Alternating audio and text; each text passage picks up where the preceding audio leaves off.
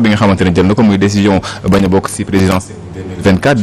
Au-delà de cette décision-là on va en parler mais yeneen passage du discours bi ban jàngat nga ci am ban président nga gis. bon en tout cas discours 3 juillet. 2003 dina bokk ci taarixu politique bu Sénégal parce que ñu bari ci askan wi jàppoon nañ ne lii du position bi mu jël. wala décision bi mu jël du ko doxale noonu. parce que séquence su samedi bi. maire yi dajaloo ak conseil départemental lu ëpp 550 personnes. ñëpp na ko yow la bu dul yow du keneen. loolu ku bu doon keneen peut-être mën na changer trajectoire wala mu def leneen wala mu wax leneen. loolu moo lay won ne c'est une décision boo xam ne vraiment. ñëw na mais nit ñi dañ ciy bëgg. bëgg bi aussi du Sénégal rek monde bi aussi dañ cee bëgg. parce que dañoo démocratie en Afrique dañoo baaxoo di limité di yem ci ma président yu bëri bu seen heure dem jotee dañuy dugal ay mbir yoo xam ne yoon changé waat ko wala dugal yeneen loi yoo xam ne dina leen permettre ñu toogaat fa donc c'est une décision boo xam ne ñëpp salué nañ ko. maintenant au-delà de la décision am na 2 éléments majeurs yoo xam ne mën nañ ko ci tirer benn bi mooy il est entré dans l'histoire.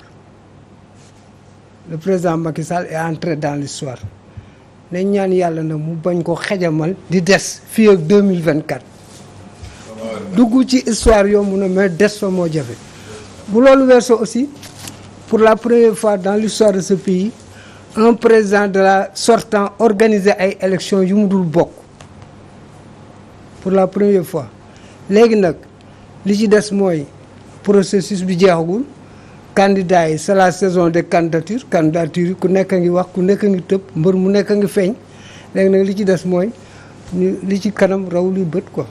alors Aliou ñu bëri liñ titre jour boobu mooy a dribblé son monde mais est-ce que coow li juddu après déclaration boobu yëpp jaroon na ko si koo xamante ne daane du ma dem 3e mandat loolu est-ce que jar na dans un pays normal dans un pays démocratie bu am démocratie mu jur ci toole bi mu jur yëpp.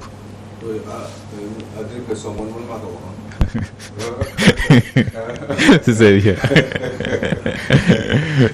Non, c'est extraordinaire. Voilà, parce que tout le monde s'attendait à ce que cela se passe autrement. Parce que ñëpp ngi doon wax ni un 3e mandat machin en xawma thème façon bu nekk dégg nga ko fii ci réew mi ñëpp tout le monde on avait réussi à mettre en tout cas l'opinion la plupart de l'opinion ci dañu réussir def ci seen xel ci xelu sénégalais yi que ni Macky Sall forcément day am un 3e mandat moom depuis la preuve bi muy expliquer bi muy def son allocution dafa ne man bi mu ci waxee depuis lors ba tey waxaatuma ci parce que amatuma woon lu ma ciy wax parce que il a joué le jeu il a joué le jeu. Oui, il a juste dit à un moment donné que bi ñu ko posé question au niveau du palais en 2019 mu tontu ni moom du wax ni oui ni non c'est politique. Mais oui, mais c'était peut-être pour dire à la personne qui lui posait la question que ni y a pas besoin, il y a juste retourner ki li ma waxoon démb moo gën nga may dellu soir c'était une provocation sur provocation kii daf ko provoquer pour man kii tontu ko aussi dans la provocation parce que kuy poser question boobu alors que xam nga ni kilifa gi ñuy doog a fal leeraloon na ni moom bés bu ñu ko falaatee que boobu mooy doon un dernier mois c'est verrouillé machin que tout était bon que amatul lu ñu ciy waxaat bind naa ko sax ci livre kooku amatoo woon loo koy normalement poser question pour indi polémique bi nga xam ne moom mooy tontu boobu dans la provocation buy wax ni nii oui nii non jusque bërki démb bi mu waxee li mu wax noonu 6 mois est-ce que il en avait le droit mais est-ce que il était obligé même de répondre semaine bi passée mooy le 4 bi est-ce que Macky Sall lundi waroon na amoon obligation pour tontu sénégalais je pense que ni foofu am na tuuti benn côté pression parce que il n'était pas obligé de le dire parce que normalement dans une vraie démocratie et il a eu à le montrer quand même ci côté boobu normalement ci démocratie dëgg-dëgg waa ji bu fekkee ne wóor na leen ni waa ji parewul dootul defaat beneen mandat mais jaratul woon polémique on doit se préparer ñi ko bëgg wuutu dañu war a préparer autrement mais pas ñuy jël def benn campagne préélectorale boo xam ne basée si benn slogan kese mooy non au 3e mandat alors que on aurait pu apprendre on n'aurait pas perdu du temps et on aurait pu apprendre aux Sénégalais beaucoup de choses. si débat boobu juróon def. Assane, ça fait 3 ans qu'on parle du mandat alors mais xoolal opposition bi. mais leen rek lañ doon wax mooy mandat Aliou est-ce que pression boobu nga xamante ni moom la nit ñi teg ci Macky Sall moom moo jur résultat bi. mais je ne sais pas mais warul pression bi mënoon c'est pas on n'était pas obligé d'en parler d'accord admettons dans l'hypothèse que mu demee noonu. mu doon loolu mais ñoom tam perte nañ du temps alors que finalement le gars il a dit non qu'est-ce qu'il a perdu moom le candidat sortant par rapport aux autres qui veulent entrer au palais de la République ces gens-là ñoom amoon nañu largement le temps pour def le tour du Sénégal expliquer aux Sénégalais du point de vue pédagogique ñu am yu ñuy wax Sénégalais yi tegal leen un programme solide wane seen bopp wane li ñu mën expliquer li baax ci réew mi li bon ci réew mi pourquoi Macky Sall doit partir lan moo tax ñoom ñu bëgg ko remplacer bu ñu ko remplacer yan changement justement d'importance moo war a am ci réew mi yooyu yëpp mënoon nañu doon ay sujets sur lesquels effectivement on aurait pu discuter mais est-ce que Assane dëgg-dëgg tey jii nii mun nga ma wax X opposant ak Y opposant lan la ñuy xalaat par exemple sur le pétrole au Sénégal amul tey mënoo ma ne diw lii lay xalaat ci programme mu pétrole am li fi nekk ci pétrole léegi ak gaz nan lañ ko nar a gérer par rapport ak les bailleurs par rapport ak les grandes sociétés pétrolières nan la ñu war a mën a def pour que est-ce que Macky Sall daa juum ci côté boobu parce que lii ak lii la def est-ce que Macky Sall juumul wala ci yi mu def moom bu ñëwee nan la ko nar a changer ak lan moo possible ci wàllum changement wax ko Sénégalais parce que dañu am lu bees. mais y a la campagne pour ça. déet mais campagne en 3 semaines. xam nga ne du pour loolu. pédagogiquement dafa am yoo xam ne il faut nga expliquer ko Sénégalais parce que lu bees la. pétrole la ak gaz ak ay enjeux géostratégiques. par rapport ak yi xew ci àdduna bi yëpp. islamisme ak machin yu demee noonu yooyu yëpp da nga ci waroon expliquer Sénégalais comme ça mu leer ci seen bopp. d'accord ñëpp li nekkoon seen bopp lenn kese la 3e mandat. et encore 3e mandat et léegi nag lan mooy programme bi lan mooy projet yi. dinañ ci ñëw alors Mademba dama bëggoon des un peu si pression bi nga xamante ni ñenn ñi ñu ngi koy wax déjà Ousmane Sonko il dit que pression populaire bi moo tax Macky Sall reculé Mimi Touré dit la même chose F24 même chose la wax le président tay bi janook suñu naataangoo yu Le Monde wax na ni subirul benn pression décision la bu mu jël à tête reposée kenn tegu ko benn pression te lu war a am si réew mi dina ci am est-ce que fi mu nekk ni ban côté ngay pencher est-ce que jàpp nga ni pression populaire boobu nga xamante ni mi ngi fi depuis 2019 joué na si. Assane mooy kii ñu tudd 3e mandat. dafa doon bagage bu diis boo xam ne ku koy yël da ngay am problème pour ñu wàcc. parce que boo interroger histoire. Abdoulaye bu ñu yëloon 3e mandat dafa am gan di problème pour wàcc. président Macky Sall aussi kii dafa mel ni mi ngi def li anglais di wax. oversimplifier un complexe problème. Simplifier à l'excès un problème simple. Un problème complexe. Mais vous le président Macky Sall.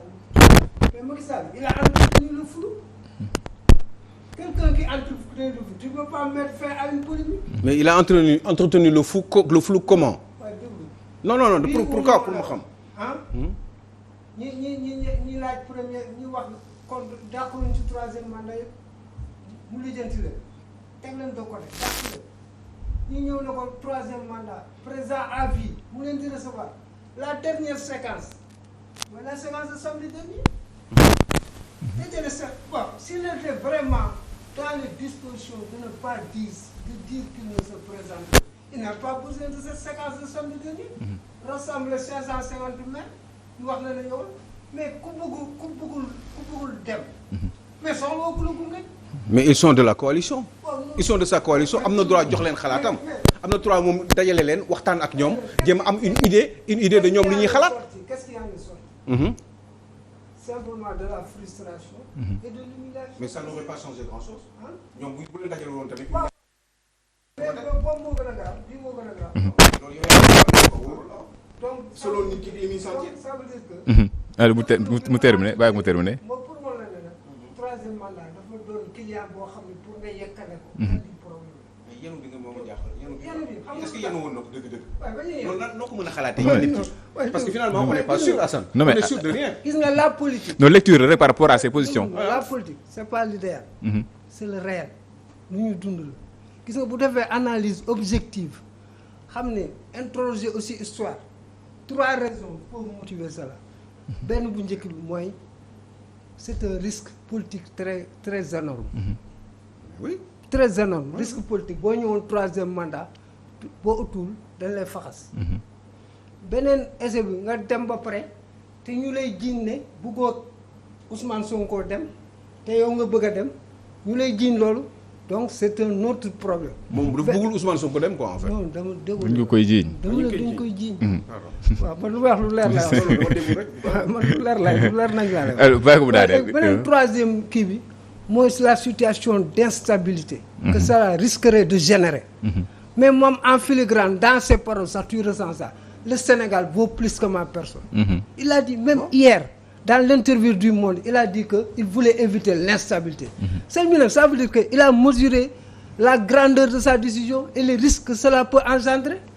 Mais il a mesuré la grandeur donc par ça veut rapport dire à quelque quoi? part. Parce que il était persuadé, vous étiez persuadé à une certaine instabilité qui pourrait. Non, mais parce qu'il était persuadé que vous êtes persuadé, vous, que le président, c'était sûr qu'il devait se présenter. Il avait pensé à se présenter et que c'est au dernier moment qu'il a changé d'avis.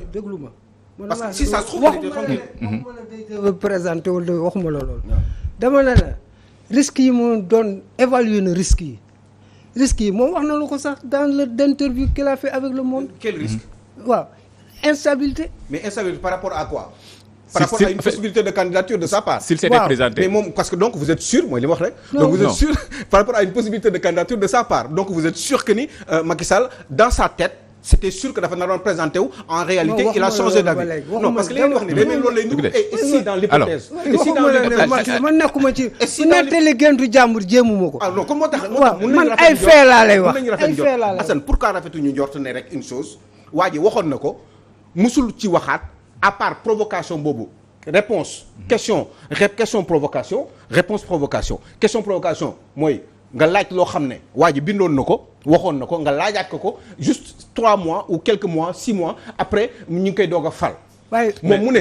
Aliou man bu ma bëggul dara ku ñëw di ma dama lay limiter président Macky Sall am na fulla joo xam ne lu mu bëggul ku ci wax kenn dootu ci wax ci réew mi. mais la question du niveau. waaw mais sëñ bi ne bu ko newoon gars yooyu yëpp di wax di organiser ay kii di ko investir mu dakkal ko waaye. ñëpp a si d'accord moom moo entretenir débat boobu. waaw dëgg la. ndax moo joxewul une réponse claire. waaw en 2019 tu l'as dit bind na ko ci livre et tout ça. on est d'accord sur ça mais après mu bind ko après mu wax ko dafa revenir sur d'autres propos et poser des actes yoo xamante ni. des propos contraires ou des propos provocateurs. non flou je vais dire des propos flous. des propos flous ku nekk yaa xam ni koy analyser donc ce sont des propos flous. Voilà, c'est ça. Maintenant au-delà de ces propos là il y a les actes. qu'il a eu à poser des actes yoo xamante ni ñenn ñi jàpp nañ ni. comme quoi actes yi li ko tax a jëm sànq Mademba mi ngi rappeler des gens yu nekk ci biir régime bi. waaw bu ñu tuddee waxee ci troisième mandat bi ci yoon boo xamante ni jëmul ci yoon mu am ko duñ fa yàgg les autres ils sont toujours dedans donc. yooyu daf leen dàq parce que daf leen dàq parce que ñooñu daf leen wax ni bu leen ci wax wala daf leen dàq parce que ñooñu dañu wax de la manière négative ou de manière négative. on a vu ci même période bi muy jàpp. waaw damay laajte ah. non loolu moom moo ci mën a tontu mais on a vu. def na leen bu ci kenn wax. mais dañoo seetlu ne ñi ci wax d'accorduñ ci da leen a dàq.